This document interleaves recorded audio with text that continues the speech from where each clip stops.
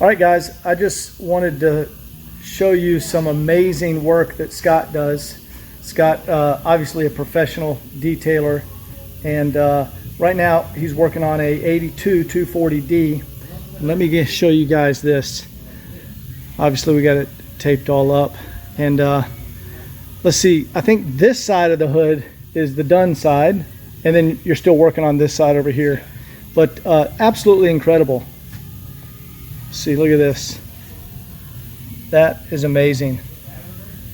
And you know, the buzzword is paint correction, but you know, it's buffing and polishing a car. And this car is going to look absolutely fantastic once Scott's bringing this paint back. You can see he's got everything taped off.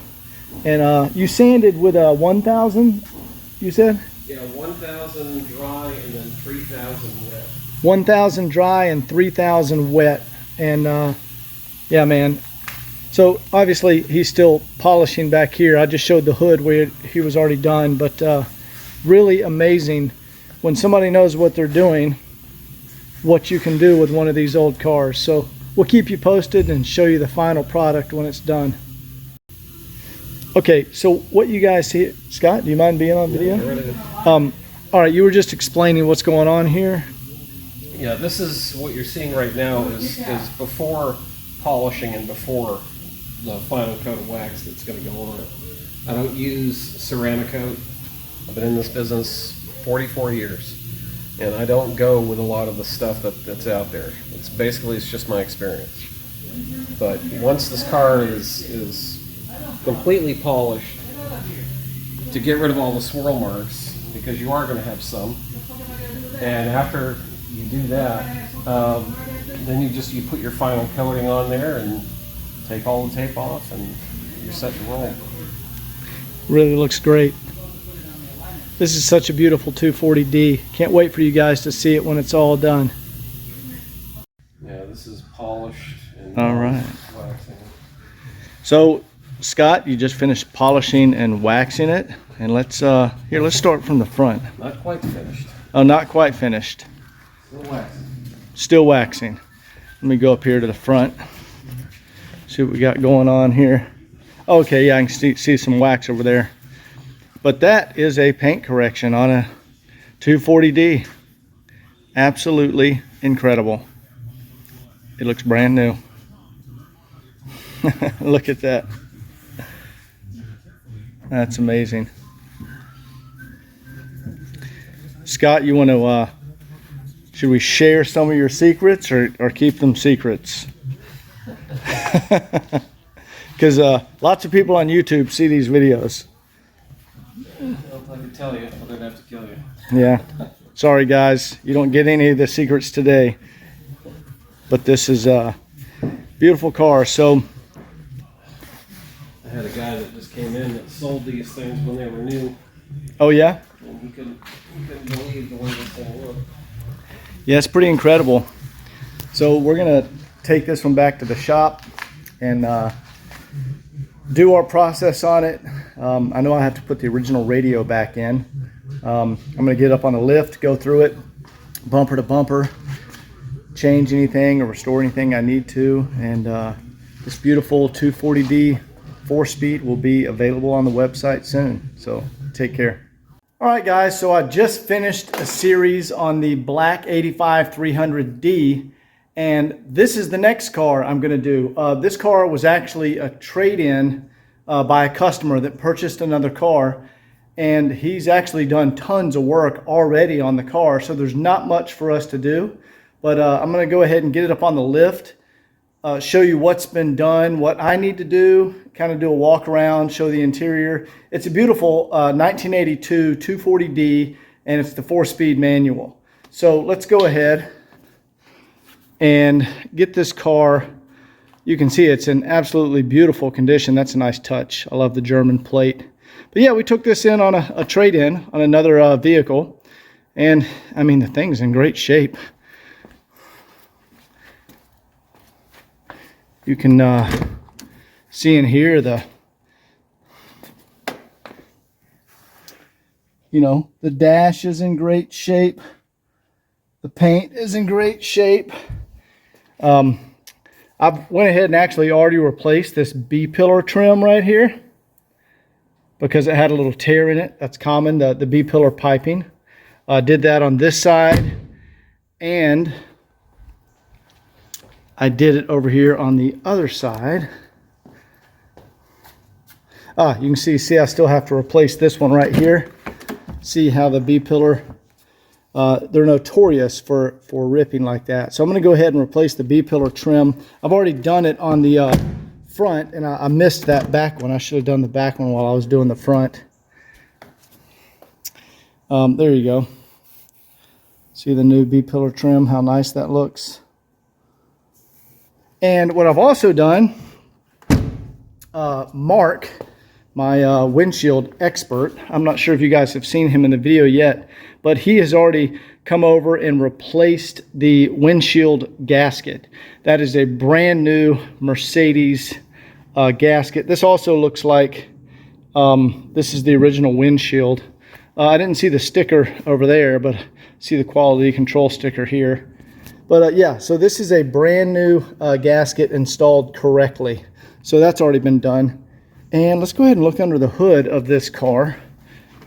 You know, we're just kind of doing this is the initial video. So we're just kind of doing the initial inspection and looking over the car. I'll get it up on the lift. We'll see what's already been done, what needs to be done. Let me open the hood.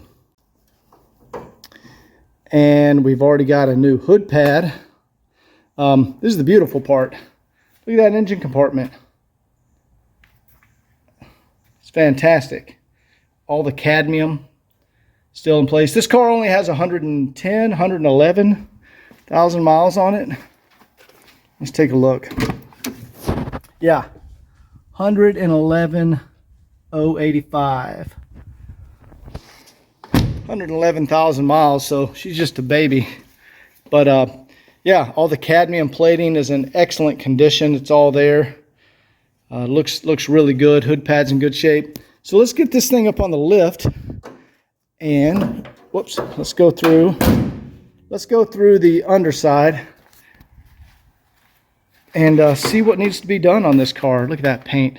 That paint is absolutely outstanding. I think that's the Orient red. All right, guys, this is the first time I've been under this car, so we're literally going to get to see this together. The customer said he had already had all the work done on it. Not sure what that means, but we're going to take a look under here and see what's been done and what needs to be done. Yeah, first thing I noticed, that is a new AC compressor. That would explain why the AC works so well. Look at that. That's a new horn. That's pretty cool. There's a new horn there and a new horn there. I can see the radiator. That's a new radiator. No excessive leaking around the oil pan. Look at that. That's new. That's a new Bilstein. There's new Bilstein shocks. Those are new ball joints. That is clearly a new center link and a new steering shock. There's the other new Bilstein. What's that piece of plastic right there? That's another new Bilstein. There's new ball joint on this side too. Let's check these tie rods. Oh man, yeah, those are tight.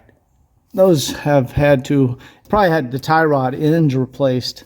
I can't turn that. And the boots, yeah, those are brand new. Well, I wouldn't say brand new, but that's obviously been replaced. That's not an original. Oh yeah, those are super tight. Wow, look at that. That looks like a genuine Mercedes remanufactured steering box. And possibly a new steering coupler. Wow, they really went all out on this and did this the right way. There's the good old manual transmission. Oh good, the shifter bushings have been done. Nice, there's a good shifter bushing up there. Oh, nice. They did the shifter bushings back here too. Normally these bushings are all rotted out, but there you go. You can see it's got new shifter bushings in there. Fantastic. Man, yep. That is a new flex disc. You can see the new bolts in there. That is a new transmission mount. Wow, they did this right. They weren't kidding when they said the work's already been done. Yep.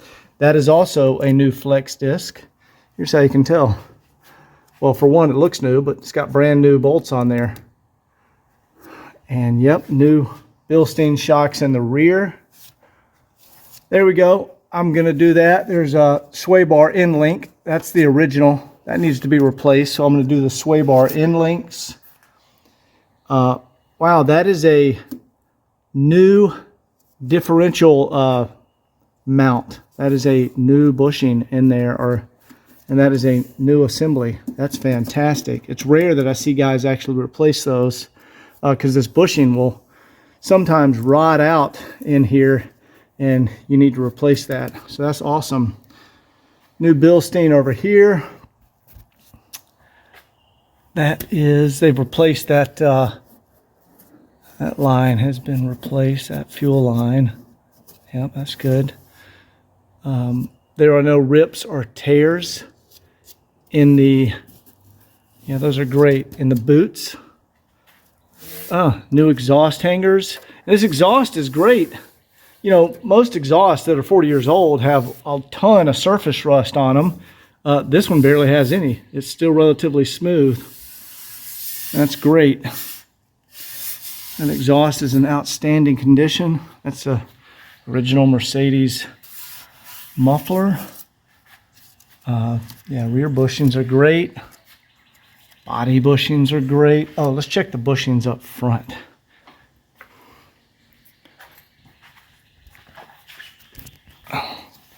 Yep, bushings up here. Lower control arm bushings are fantastic.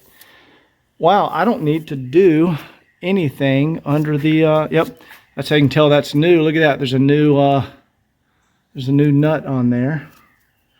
I'm not gonna have to do any suspension work on this car. It's already done. Check back here one more time. Yep, that's the mount. I mean the exhaust hanger. He already did the exhaust hangers. So yeah, what I do see are the original, I mean, it's pretty easy. That's the only thing I've noticed is the original sway bar end links. I want to put, see how the boot is ripped in it right there. And those will fail. And when they do fail, your sway bar will bang around and make a clanking noise. So that's a pretty easy job. I got to change those, but that's really it. Looks fantastic under here. Original muffler in excellent shape. No rust back here. Yeah, fantastic. Let's get up here and look in the wheel wells. Fantastic. No rust. The center caps, or hubcaps, look fantastic too. Let's go ahead and inspect these. Yeah, that's great. No rust on the jack lift points. No rust under here. This is awesome. Suspension's already done. No rust anywhere. Literally the only thing I've seen are these sway bar end links.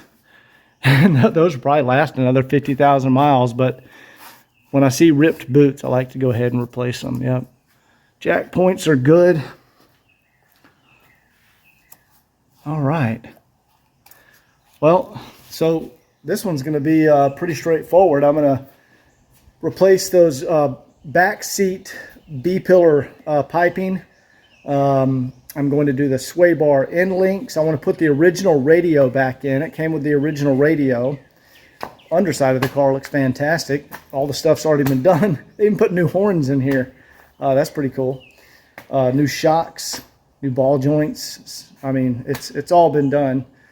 So yeah, let's go ahead and start that process. All right, guys, I've got the wheels broken loose. I'm going to take all the wheels off, inspect the brakes, and we're going to change the rear sway bar end links. So let's get this thing up on the lift. Let me get all these wheels off.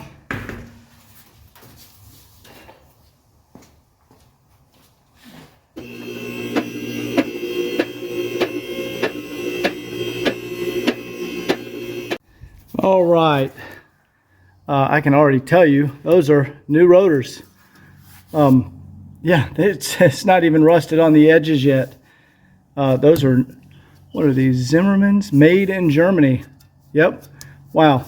These people didn't cut any corners. Let's check out the pads. Wow. Super thick brake pad. Nice. So new pads and rotors. Let's check back here. Yep. No lip on these. These are a little older, but of course the rears don't, wear, of course. And yeah, those have like no miles at all on those pads. You can see how thick the pad is right there. Can't even see the rotor from behind there because the pads aren't worn. So what we want to do now, see if I can get a better shot now. That's an original sway bar end link, and there's a little boot that's supposed to cover the ball joint. You can see the boot is ripped, and when they get to that point, it's a good idea to change them. These would probably last a little while longer, but when they break, that sway bar will flop around back here. So I think that's a 17 millimeter. We take that nut off, and then from the other side, there we go. That comes out of the spindle. So yeah, you can see the boot is ripped down there on that one. So let's get some new sway bar end links installed on here.